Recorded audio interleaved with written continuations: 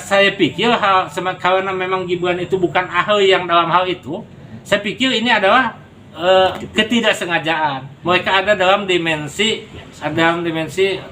waktu tempat yang sama. Jadi mereka apakah itu mungkin terjadi? Mungkin. Pertanyaan yang kedua, bagaimana mengenai waktu? Ya kan alamnya juga berbeda. Kita alam rohim, mereka alam goib. Akan berbeda yang suasananya, waktunya, alamnya pun sudah berbeda.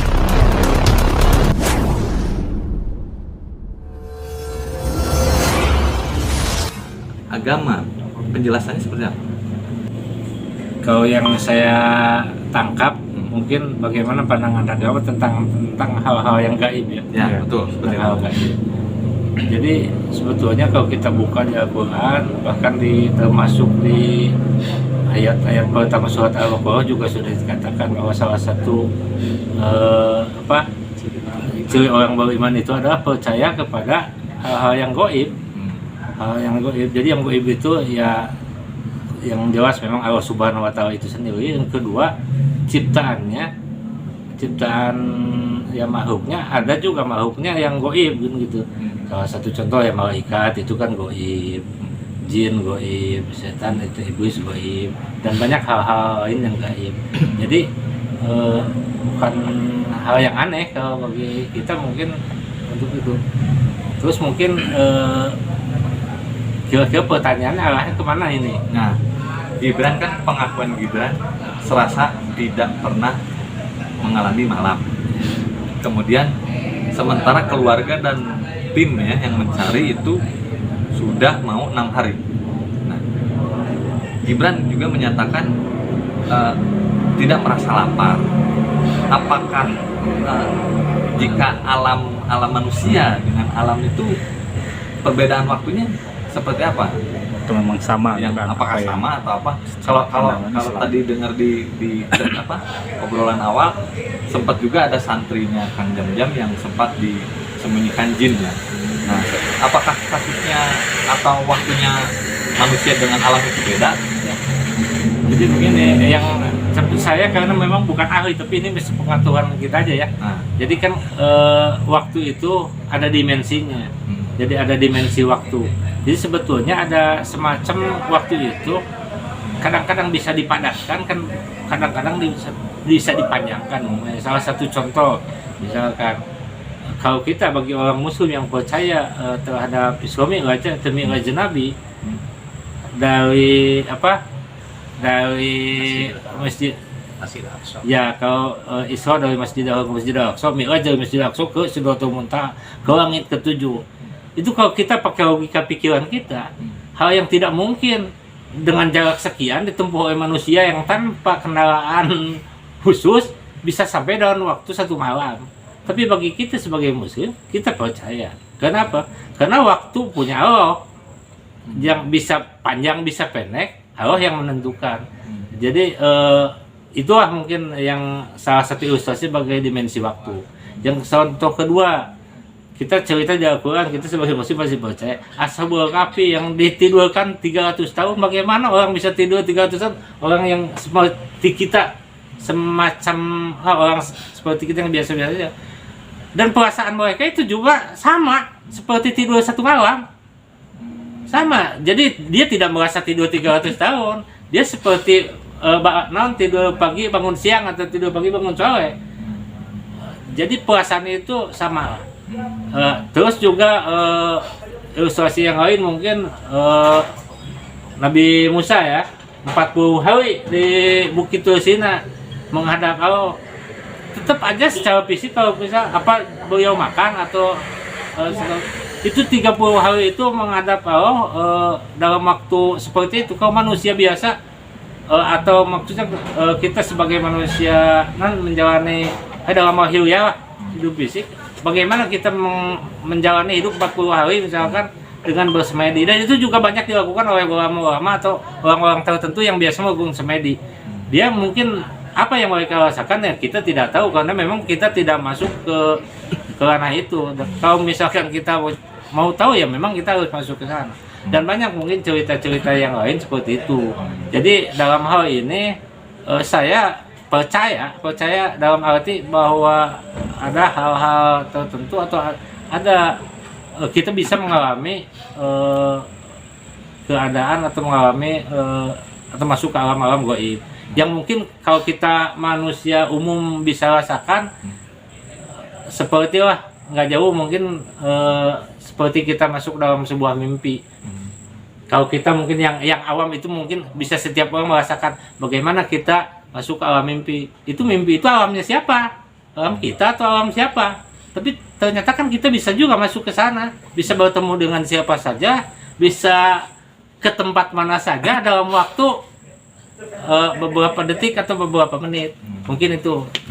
Pak Aceng mungkin bisa dijelaskan karena Gibran ini ternyata juga tidak bisa dilihat secara kasat mata karena tempat ditemukannya Gibran itu ternyata sudah beberapa kali ya dilakukan pencarian ke sana yang memang tidak ada. Itu hanya pas ditemukan memang ada di sana dan menurut keterangan bahwa Gibran itu tidak kemana-mana, ada di sana. Secara dari ajaran Islam atau ini seperti apa? Jadi kalau ke sana kita bisa mengambil dalam ayat yang berhubungan dengan riba, bahwa salah satu nanti bagi orang yang melakukan riba itu akan disiksa seperti yamas suhumus syaiton, seperti orang terusap jin, kan gitu, diusap setan. Nah, dalam arti bahwa yang lebih jelasnya dalam tafsir Al-Mawardi mengenai hal itu, kita tidak percaya nggak boleh, terlalu percaya juga nggak boleh, dalam arti itu terjadi dan kejadiannya ada. Satu itu dasarnya. Jadi kalau ada orang istilahnya terusap jin atau apa, iya mungkin. Al-Quran pun termasuk kita dalam tahu dalam Al-Quran surat An-Nas kita pun harus berlindung, yaitu allazi yuwaswisu fi sudurin nas minal jinnati wan nas. Terkadang hati kita itu sering mamang, sering takut, ragu dari apa? Allazi yuwaswisu fi sudurin nas. Ya tergantung pada hatinya. Kalau hatinya selamanya berdikir, mau masuk kemanapun membaca surat An-Nas, insya Allah itu terjaga. Maka tadi Kang Jamnya menyampaikan, tergantung alam pikir kita. Kalau alam pikir kita tidak berdikir kepada Allah, lagi kosong, ya kemungkinan masuk itulah. Maka yang namanya alam gaib itu sudah jelas ada, dan kita pun merasakan. Nah, perasaan kita masing-masing, di rumah pun ada tempat yang gelap, kita kan di rumah sendiri masih ada rasa takut. Nah, jadi apakah itu mungkin terjadi? Mungkin. Pertanyaan yang kedua, bagaimana mengenai waktu? Ya kan alamnya juga berbeda. Kita alam dohir, mereka alam goib. Akan berbeda yang suasananya, waktunya, alamnya pun sudah berbeda. Kalau perasaan kita hanya 1 hari padahal 7 hari, ya karena alamnya yang berbeda kan gitu. Tadi sudah disampaikan dengan beberapa peristiwa dari para nabi, kemudian seperti Ashabul Kahfi dan yang lainnya. Kemungkinan tadi juga digambarkan, salah satunya kita dalam bermimpi ya kita tidak merasakan apa-apa. Kalau secara dohir, tapi secara batiniah kalau kita ngimpi dikejar orang gila kan lebih repot, lebih susah, lebih takut. Tapi kalau dalam kehidupan sehari alam nyata kan enggak. Nah, maka kesimpulannya bahwa ketika alam dohir dengan alam gaib berbeda, ya berbeda. Baik itu suasananya, waktunya tidak bisa disamakan. Itu. Maka pertanyaan ketiga, apakah itu iya atau tidak Gibran ketika naik ke Gunung Guntur itu? Mungkin iya. Kan gitu. Kenapa? Karena kita mengimani yang namanya dan harus, dan syarat iman dalam surah Al-Baqarah pertama itu dari kitabul raiba fi alladzina yu'minuna bil ghaibi. Kita harus percaya akan terjadi seperti itu, tapi bukan berarti kita sangat mempercayai. Karena sama-sama makhluk Allah, kita lebih mulia, maka kita dibekali apa? Dengan doa-doa. Maka dimanapun kita berada harus berdoa. Setiap orang lupa berdoa, maka disitulah kesempatan yang namanya makhluk gaib masuk, baik itu yang namanya jin, yang namanya setan. Bahkan dalam surat An-Nas bukannya hanya jin dan setan, Itu allati yuwaswisu fi sudurin nasi minal jinnati wan nas, dan orang pun mampu merekayasa ketika alam pikir kita lagi kosong. Maka banyak orang yang istilahnya yang terhipnotis karena pikirannya dikosongkan dulu. Tapi kalau pikirannya berisi dengan dzikir tidak mungkin terhipnotis. Itu sebagai salah satu contoh. Nah, maka kesimpulannya bahwa itu mungkin terjadi ya, tapi bukan berarti kita percaya 100% karena kita mempunyai juga kaidah-kaidah agama.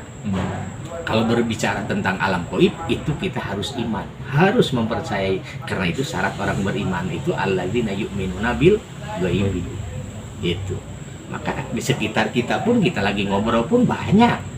Mau jin, mau setan tergantung kitanya kan gitu. Kita pun mungkin pulang dari sini akan terusak jin mungkin kalau kita hatinya akalnya sedang tidak dikir kepada Allah. Tapi kalau kita sedang dikir kepada Allah dimanapun kapanpun.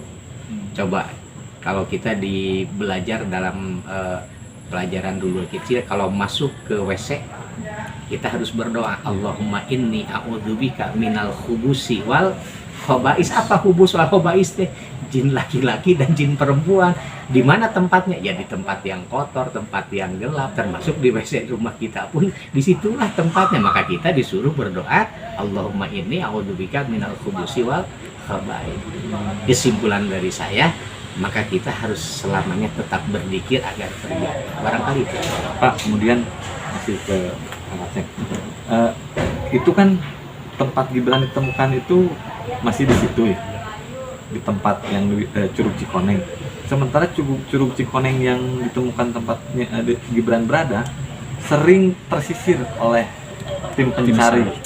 Tapi mereka tidak melihat adanya Gibran di situ. Hari Jumat baru terlihat ada Gibran. Apakah pandangan kita ada yang membatasi jika kasusnya Gibran seperti ini? Ya, kan pandangan kita kepada gaib itu, Pak, panca indera kita itu yang namanya gaib itu yang tidak terdeteksi oleh panca indera kita, tapi terdeteksinya oleh hati, mata batin kita. Makanya kalau gaib salah kalau orang bilang saya melihat jin, salah, itu bukan gaib lagi, tapi dia mampu menyerupai apapun. Maka pandangan kita pada yang gaib itu, kata Kang Jam-Jam kan disebutkan terhijab, karena panca indera kita tidak akan mampu, kecuali ada orang seperti Nabi Sulaiman, dia kan memerintahkan jin kan gitu, dan orang-orang khusus. Nah, tapi bukan dengan mata dohir, tapi dengan mata batinnya. Ini yang harus kita sangat-sangat apik, jangan nanti salah pemahaman. Kalau kita melihat dengan mata kepala sendiri, mata begini, salah, itu bukan gaib lagi kan gitu. Cuma mata kita terhalang, panca indera kita ya karena gaib. Disembunyikan ya mungkin karena mereka kan lebih pintar, jangankan kita, jangankan Gibran. Ada juga ilustrasi itu waktu Nabi Muhammad dikepung ke Pilgores. Nabi Muhammad bisa lolos dari kepungan dan bisa keluar dari rumah itu tanpa sepengetahuan orang banyak. Padahal itu dikepung. Memang menurut cerita itu tidur, tapi yang namanya penjagaan apakah betul mereka itu tidur atau memang matanya dihijab, dibutakan, ditidurkan. Iya dikepung ini kalau sekarang ini mungkin dikepung tentara, dikepung Kopassus atau apapun. Nabi itu dikepung dan Sayyidina Ali disimpan di rumah, di tempat tidur Nabi, dan Nabi keluar dengan leluasa tanpa ada orang yang melihat sampai selamat dari kepungan. Apakah itu betul-betul memang matanya atau tidur atau matanya memang terbuka tapi tidak melihat, ditutup mata ini penglihatannya? Itu kan sebetulnya yang memang tidak rinci, tapi yang jelas pada saat itu berhasil lolos. Intinya Nabi itu lolos dari pandangan mereka. Dan saya pikir kalau misalkan tentara ratusan ngepung tidak mungkin tidur semua. Itu saya pikir itu dibutakan sama Allah. Maksudnya orang boncorong teh panona maling naon motor tapi teninggal. Itu salah satu ilustrasi. Terus masuknya ini mengapa pada saat itu tidak betul? Jadi menurut saya ini ada beberapa dimensi. Pertama, kondisi itu ada beberapa kemungkinan atau beberapa hal bisa. Pertama, bisa kan manusia itu ada orang yang suka mendalami hal itu ya. Ada orang manusia yang memang sengaja mau masuk ke dimensi lain. Ada yang begitu. Ada juga misalkan semacam jin yang mau masuk ke dimensi kita dengan sengaja, atau mereka mengajak manusia yang memang yang tadi lengah tadi diajak masuk ke dimensi dia. Bisa juga manusia yang sengaja mencoba masuk ke, atau ada yang karena ketidaksengajaan berada dalam satu dimensi.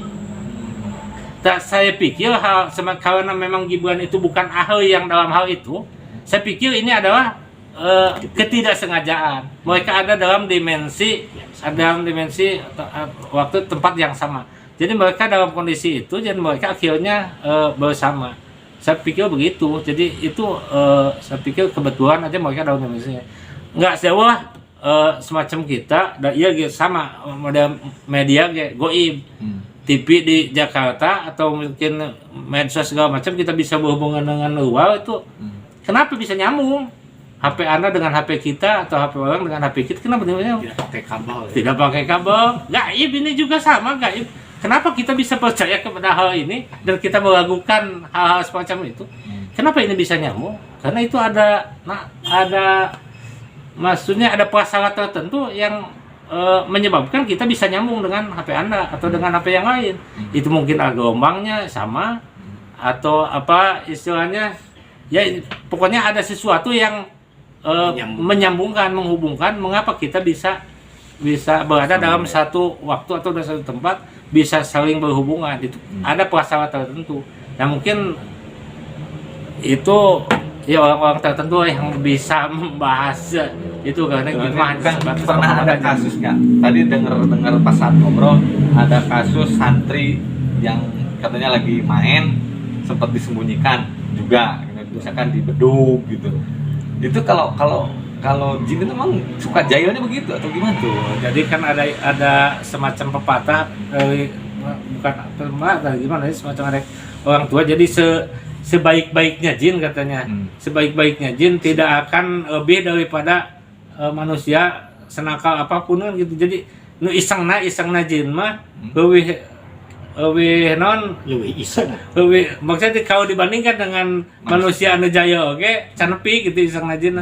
Ya masalah satu contoh kan gitu, bisa nyebutkan menyembunyikan orang di koko bedug kan, koko kan sempit, atau di bedug atau di manapun karena kemampuan. Tapi itu juga memang ya menurut cerita para ahli jin, tidak semua jin mampu untuk itu.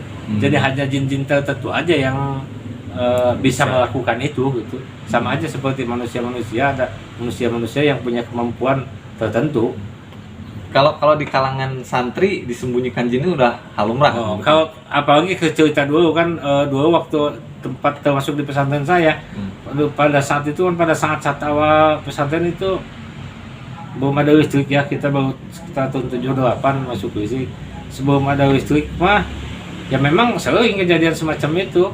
Kadang-kadang tidur bareng di kekepan haneut di non istilahnya pas dioyangkeun digoyang tiis uyek gitunya, kumaha we jin ada apa. Jadi hal-hal semacam itu sering kita temukan, atau orang beberapa hari atau beberapa jam tidak diketemukan. Apalagi ini di gunung ya. Apalagi ini di gunung. Ya yang tadi bahwa tempat mereka itu bukan di tempat yang bersih, tempat yang terang. Makanya kita WC saja harus berdoa. Nah, WC kan ada di rumah mana-mana di MCK itu, di rumah kita. Maka salah satu tuntunan hadis itu, kalau kita mau masuk ke kamar mandi harus membaca doa Allahumma inni a'udzubika minal khubuthi wal khaba'is. Itu kan kita diberitahu disitulah tempat mereka. Itu. Maka dalam jin pun terbagi dua, ada yang jin yang iman, ada jin yang tidak iman. Hanya kedengkian mereka, kejahilan mereka, lebih sejailnya orang tidak akan seperti jahilnya jin. Jin itu lebih jahil kan gitu. Tapi jinnya juga bukan ya jin yang samalah dengan manusia, ada yang beriman, ada yang munafik, fasik kan gitu, ada yang kafir, sama gitu. Nah, kalau kemarin sempat ramai juga sih, ada nama istilah paku bumi lah, syarat untuk bisa membukakan. Sebetulnya apa sih itu pandangannya Islam? Kalau menurut saya itu makan kan begini, setiap orang itu punya kemampuan ya, punya ilmu. dan mereka juga mungkin punya media tertentu. Itu mah menurut saya hanya media aja, hanya media. Mereka apa istilahnya mengimplementasikan ilmunya. Jadi kan ada yang cara dengan membuka apa, dengan melakukan itu, dengan ritual berdoa, wirid dan sebagainya. Itu mah hanya media. Cara aja, pendekatan aja, bahwa untuk meyakinkan atau tergantung juga kebiasaan mereka. Jadi kan kadang-kadang kan gini, kalau kita mau ke sesuatu itu kan harus yakin bahwa apa yang kita untuk menambah, untuk meningkatkan keyakinan itu kadang-kadang bagi kelompok-kelompok tertentu kan butuh media. Ada medianya, kadang-kadang model batu ali atau naon segala macam, walaupun tidak kita rekomendasi gitunya, tapi ada orang yang suka menggunakan media-media semacam itu. Itu inti nama. Saya juga percaya bagi mereka termasuk mereka bukan mengobati dengan batu ali, tetap aja mungkin doa-doa mereka atau apa istilahnya amalan-amalan mereka, tapi kadang-kadang mereka juga menggunakan media-media tertentu untuk itu, untuk mengimplementasikan kemampuan. Kalau dalam Islam apapun medianya untuk ke arah sana, selama tidak menuju ke kufuran atau kemusyrikan, sah-sah saja. Kan gitu, intinya itu. Mau apapun prasyaratnya, selama tidak melanggar akidah, tidak melanggar syariat, sah-sah saja. Dan memang itu tidak akan bisa ditempuh oleh semua orang. Ada ya, Allah memberikan ilmu masing-masing kekhususannya gitu. Dan itu tidak bisa dibantah, memang sudah terjadi dan ada ahlinya yang memindahkan jin, kan gitu. Jadi kalau di satu tempat ini pindahkan dia, mau dibantah tidak dibantah, perasaan mereka merasakan, kayak gitu. Termasuk kita sendiri. Gitu. Kalau dulu ke Gunung Gelap mau ke Pamengpeuk, pas Gunung Gelap kita sudah merasakan. Kalau sekarang udah terang. Soalnya kan semacam jin teh, kita berhubungan dengan jin teh mungkin semenjak Nabi Adam dilahirkan sudah berhubungan dengan jin, dan kejadian ini udah ribuan atau tahun yang lalu selalu ada. Apakah mereka dulu pakai paku bumi? Mungkin juga tidak. Tapi mungkin aja pakai yang lain juga. Itu mah kan tergantung aja. Medianya saja. Ya, medianya saja. Perantaranya. Nah, cuma yang harus harus kita yakini atau harus jangan sampai jadi keyakinan bahwa paku bumi itulah yang menyembuhkan atau yang menentukan. Itu hanya media aja. Jadi untuk